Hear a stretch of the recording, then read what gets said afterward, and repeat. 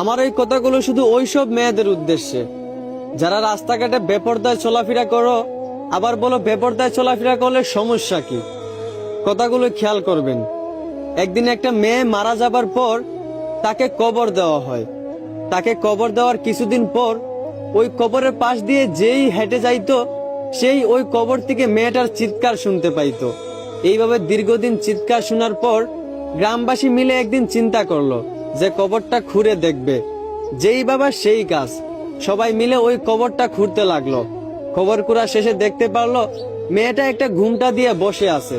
তখন মেয়েটাকে জিজ্ঞেস করা হলো যে তোমার সাথে কবরে কি এমন হয় যে তুমি এরকম ভাবে চিৎকার করো, আর তুমি ঘুমটা দিয়ে বসে আছে কেন, তোমার ঘুমটাটা তুলো।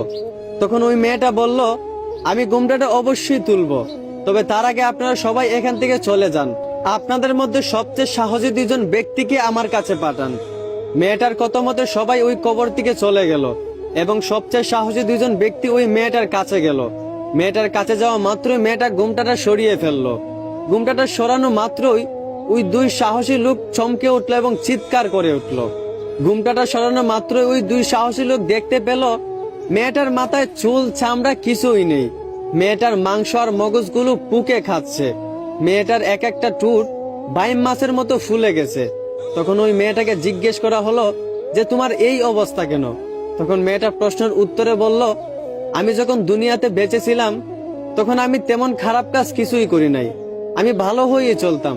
কিন্তু আমি যখন মাঝে মধ্যে বাজার হাটে যাইতাম তখন আমার চুলগুলো খোলা থাকতো। আমি পর্দা করে যাইতাম না, টুটে লিপস্টিক লাগাই যাইতাম, বেপরদায় বাজারে চলে যাইতাম। এই সামান্য বেপরদায় চলার কারণে আজকে আমার কবরে এই অবস্থা।